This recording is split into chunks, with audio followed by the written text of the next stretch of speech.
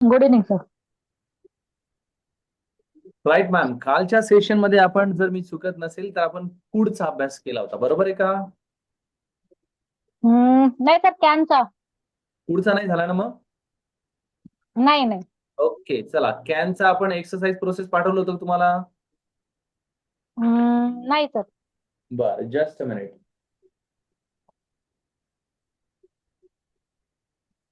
Madam, L1B2 वरती आहे ना, कॅनची एक्सरसाइज पाठवून द्या.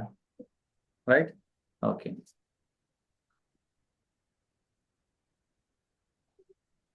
चला ताई, मग आज थोडस फूडचं सांगू का? हो हो. चालेल, फाईन. आजचा टॉपिक कुठला प्रिपेअर केलाय?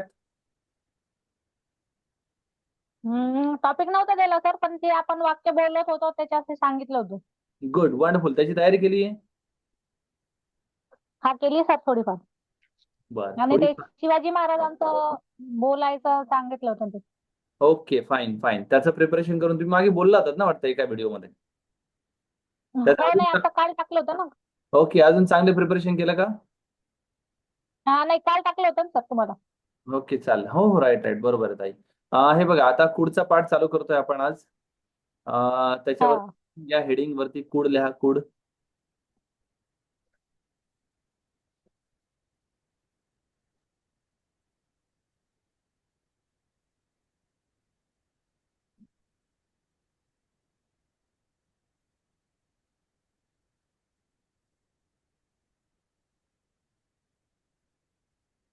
बघा, पहिला उपयोग आहे कॅनचा पास्ट म्हणून.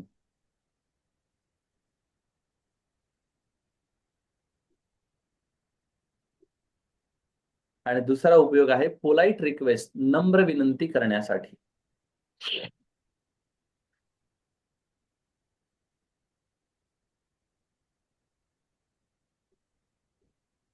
एक आहे कॅनचा पास्ट म्हणून, दुसरा आहे पोलाइट रिक्वेस्ट, नम्र विनंती करण्यासाठी.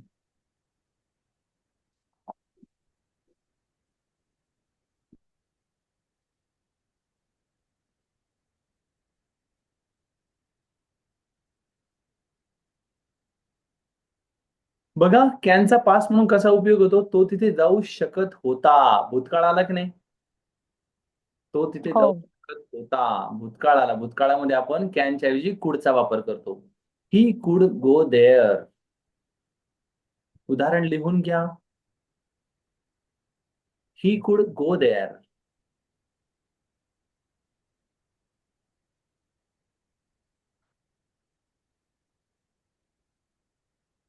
नेक्स्ट बघा, he could not go there. निगेटिव्हचं वाक्य केलंय आपण तिथं, he could not go there.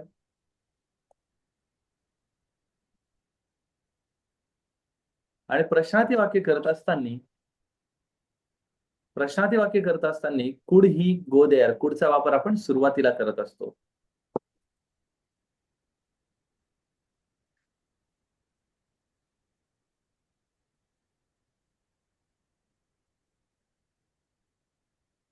Next,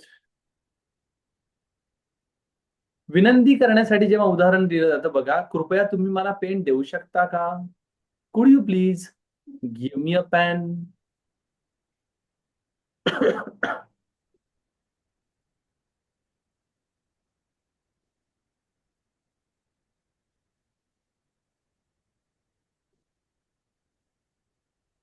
कुड you please give me a pen?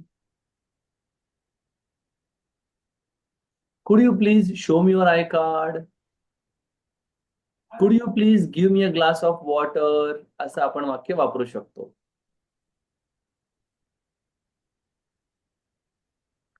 झाले मॅम लिहून? हो, yes sir. Right ma'am, please. Okay. बघा, कॅनचे आपण 4 उपयोग पाहिले होते काल. त्याच्यामध्ये आपण ऍडवाइस, सॉरी, हा काय दिलं होतं, काय वापरलं होतं? ॲबिलिटी, रिक्वेस्ट साठी ॲबिलिटी, कॅपॅसिटी, रिक्वेस्ट आणि कॅपॅसिटी, रिक्वेस्ट. राईट. आणि याच्यामध्ये 2च उपयोग पाहिले आपण, कॅनचा पास्ट म्हणून आणि पोलाइट रिक्वेस्ट करण्यासाठी आपण वापरू शकतो. पोलाइट रिक्वेस्ट आणि साध्या रिक्वेस्ट मध्ये काय फरक असतो? तो पोलाइट रिक्वेस्ट मध्ये प्लीज हा शब्द वापरणं गरजेचं असतो. ओके. त्याला नम्र विनंती म्हणतात. आणि नुसता साधा शब्द वापरला तर कसं म्हणणार आपण? Can you give me a pen, can you give me a glass of water. याच्यामध्ये प्लीज हा शब्द वापरलेला नसतो. हम्म. राईट. म्हणून कॅन आणि कुडच्या रिक्वेस्ट प्रोसेसमध्ये हा फरक पडतो. त्याच्यामध्ये आपण पोलाइट रिक्वेस्ट मध्ये प्लीज, कुड यू प्लीज, कुड यू प्लीज या पद्धतीने वापरत असतो. ओके. चला आता मी तुम्हाला ओरल विचारणार आहे. कोणा काही जण Okay. वगैरे असेल काही तर बघून घे बरं का त्याच्यावर ग्रुपवरती. फाईन. राईट. ओके. मी क्रिकेट खेळू शकत होतो, सांगा बरं. मी क्रिकेट खेळू शकत होतो.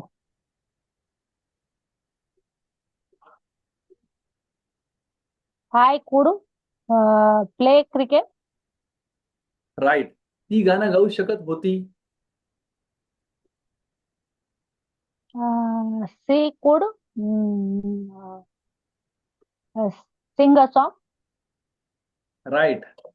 ज्योती उत्तर देऊ शकत होती.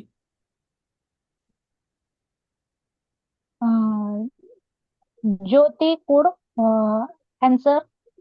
ज्योती कुड गिव्ह आन्सर और ज्योती कुड आन्सर वापरलं तरी हा. तरी चालतं. पुढचं वाक्य, कृपया तुम्ही मला पेन देऊ शकता का? Could you please give me a pen. अगदी बरोबर आहे. कृपया तुम्ही मला एक ग्लास पाणी देऊ शकता का? Could you please give me one glass water.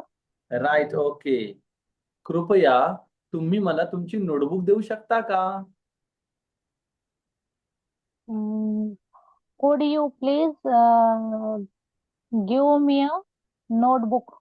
Notebook. Right. आलं लक्षात?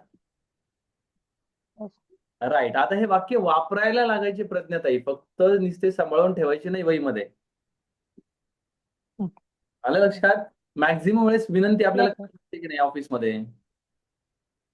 Yes sir. मग आपलं उलट चुटकुला म्हणून एखाद्या वेळेस वाक्य वापरून पाहायचं. कोणी हसलं तरी चालतं, काय प्रॉब्लेम नाही आपल्याला. परंतु हा. वापरता येतं का याचा कॉन्फिडन्स येतो. येस. आणि मग काही ठिकाणी जिथे ऍटमॉस्फिअर वेगळं असतं, कॉर्पोरेटच्या ऍटमॉस्फिअर मध्ये आपण जातो, तेव्हा तिथे इंग्लिश जर चालत असेल तर तिथे आपण एक वाक्य वापरू शकतो की नाही? मॅम कुड you please give me glass of water. Yes sir. तर त्यावेळेला आपल्याला आठवण येईल की चला आपण क्लासमध्ये वेगळ्या अँगलने शिकलो ना, आता वापरून पाहायचंय आपल्याला. Okay. Okay. Right madam. Okay, चालेल, काय हरकत नाही. अजून एक छोटासा पार्ट मी तुम्हाला कव्हर करून देतोय. चालेल मॅम? राईट. त्याला म्हणतात मे. येस. Yes sir. काय म्हणतात? मे. मे. आता लक्षात ठेवा, आता मी तुम्हाला की फक्त L1 पुरता पाठ शिकवतोय अशातला प्रकार नाही. तुम्हाला मी पुढचा पण पाठ शिकवायला सुरुवात करतोय हळूहळू, कारण ऑलरेडी तुम्ही तिन्ही याच्यासाठी ऍडमिशन प्रोसेस कम्प्लीट केलेलं आहे तुमचं. ठीक आहे. ओके. हा, राईट मॅम. फक्त प्रत्येक कन्सेप्ट समजून घ्या, आत्मसात करा आणि त्याचं इम्प्लिमेंटेशन करून पहा. इम्प्लिमेंट केलं तरच त्याची मजा कळते. इम्प्लिमेंट नाही केलं तर ते फक्त कागदामध्ये आणि वहीमध्येच राहतं, बाकी काहीच होत नाही त्याचं. ओके. Right ma'am. प्लीज. तुमच्यासोबत स्क्रीन शेअर करतोय मी. पुढचा जो पार्ट आहे तो आम्ही सुरू करतोय. त्याला म्हणतात मे. काय म्हणतात? मे. वरती हेडिंग टाका, यूज ऑफ मे.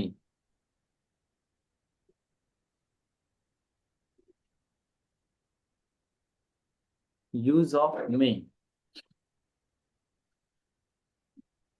मेचे 3 महत्वाचे उपयोग असतात प्रज्ञाताई. परमिशन, ज्याला आपण परवानगी घेणे म्हणतो. दुसरं पॉसिबिलिटी, म्हणजे शक्यता वर्तवण्यासाठी. 100% गॅरंटी नाही, त्याला म्हणतात पॉसिबिलिटी.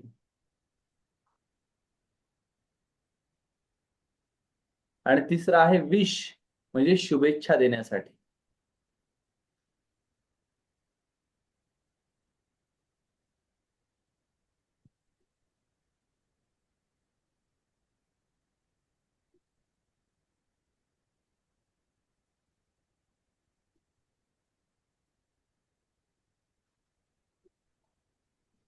बघा, सगळ्यात पहिला पार्ट आपण समजून घेऊया, त्याचं काही उदाहरण असेल तर तेही आपण पाहूया. पहिलं परमिशन. युजली पाहायला गेलो तर आपण परमिशन विचारण्यासाठी मे सोबत आयचा वापर करतो. I. Right. May I come in? May I go now? May I play cricket? May I sing a song? है ना? आता हो मे आय कम इन हा आपल्याला लहानपणापासून पाठ असलेला शब्द आहे. बरोबर आहे. पण मग त्यासोबत हो सोबत yes. वेगवेगळे शब्द पण विचारू शकतो. मे आय गो नाव? मी आता जाऊ शकतो का? May I go to play cricket? मी क्रिकेट खेळायला जाऊ शकतो का? आलं लक्षात? Yes sir. पहिला पार्ट आहे हा. लिहून घेतला तेवढा पार्ट? हा 2 मिनिट. राईट. लिहून घ्या व्यवस्थित. पहिला पार्ट लिहून घ्या फक्त. May I come in sir? May I go now? May I play cricket?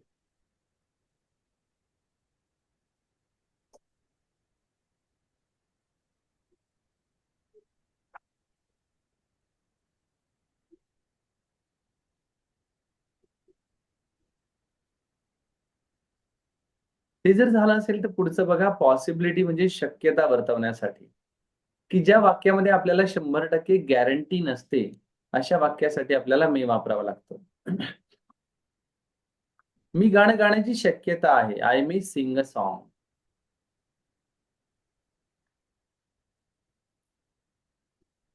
मी त्यांना बोलवण्याची शक्यता आहे. I may invite them.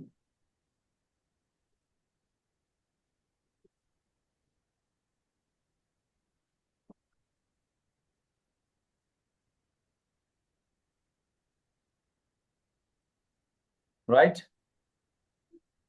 I may 2 sing. Minute sir. Right. लिहून घ्या, लिहून घ्या, काय हरकत नाही. मी गाणं गाण्याची शक्यता आहे म्हणजे गॅरंटी नाही आपल्याला ती कार्य घडेल याची, म्हणून आपण मेचा वापर करू शकतो.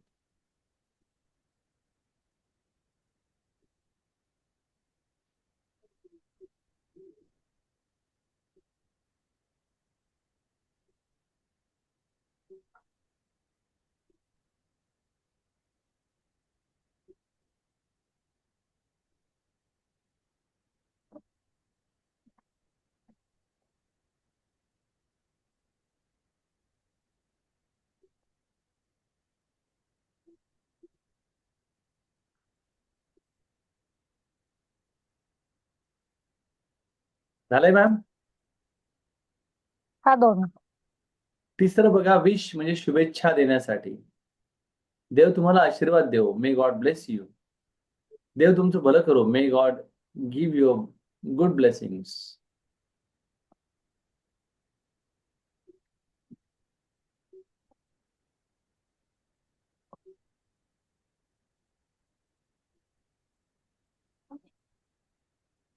Okay. Yes sir. Right. Fine. तिन्ही लिहून घेतले मॅडम?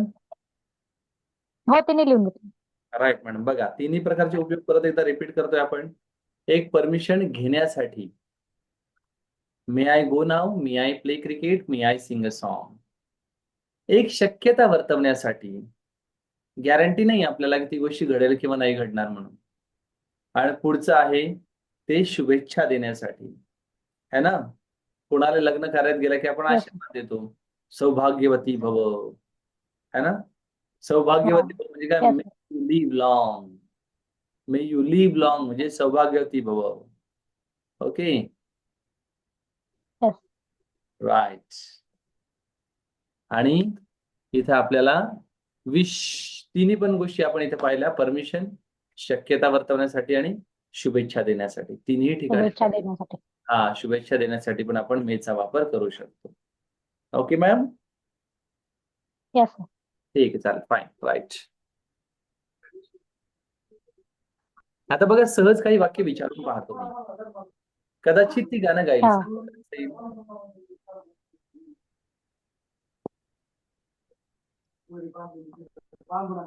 कदाचित ती गाणं गाईल. कदाचित ते जाईल.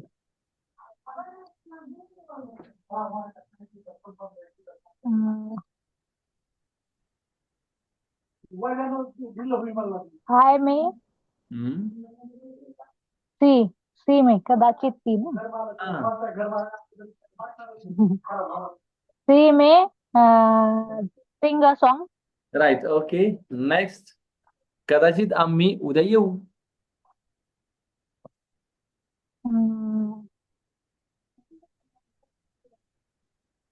We we may come tomorrow. We may come tomorrow. Right. Radhika may call you.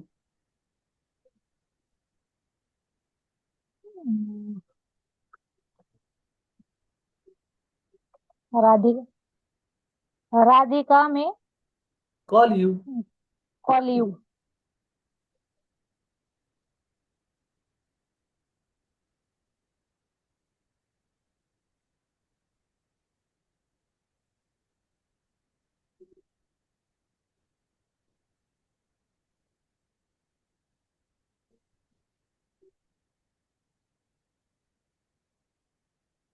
बोला राधिका मे कॉल यू.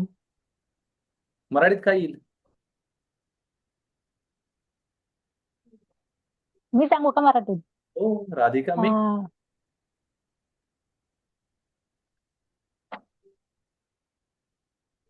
अं, राधिकाने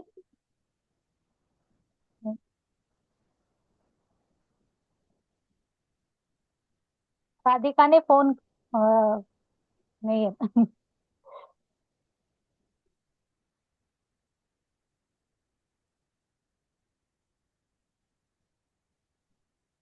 राधिका मला कॉल करण्यासाठी शक्यता आहे. राधिका मला कॉल करण्याची शक्यता आहे. राधिका मला बोलवण्याची शक्यता आहे असं आपण म्हणू शकतो. राईट. बर. May you live long.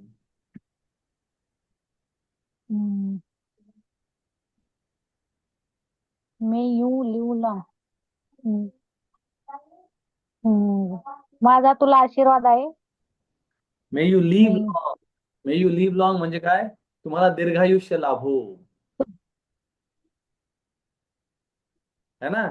तुम्हाला दीर्घायुष्य लाभो. Okay. Okay. May you get good marks. Marks म्हणजे काय असं? May you get good marks. Marks म्हणजे काय? मार्क मार्क का? हा. तुम्हाला तुम्हाला चांगले मार्क मिळू दे. Okay, fine. ठीक आहे. बघा मॅडम, कसं असतं की आपल्याला आता याची अजून प्रॅक्टिस होणं गरजेची आहे. बरोबर आहे?